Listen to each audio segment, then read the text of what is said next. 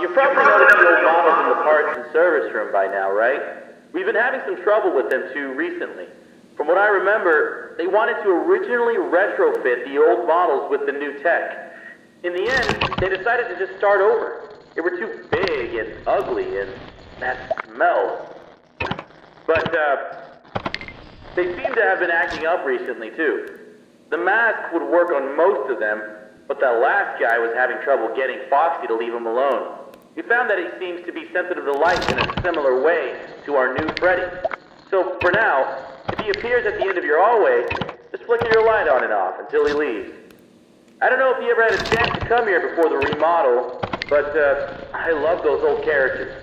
Foxy was always my favorite.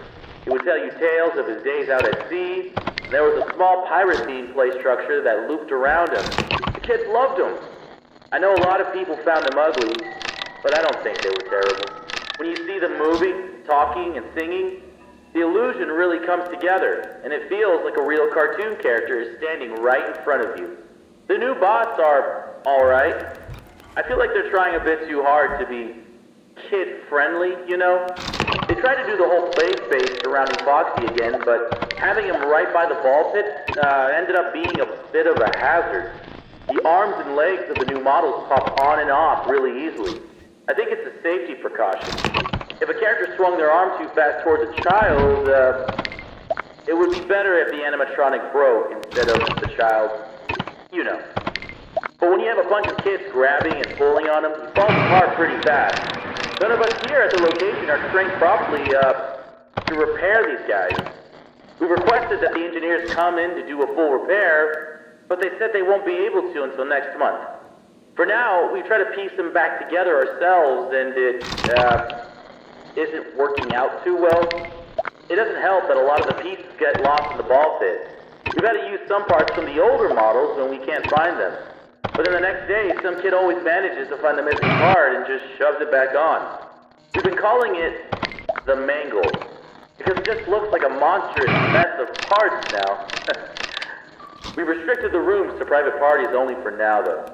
It only took a week for him to get that messed up. We can't deal with much more. But besides that, the whole Kids Cove area just feels kinda lame. There really isn't any pirate stuff in there anymore, it's just bright colors. I wish they would just bring back the guy who made the original crew for the new one.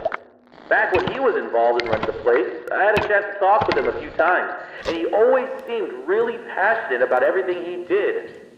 But, I think in the end, it was his decision to leave. I think something happened to his daughter, but I never really looked into it.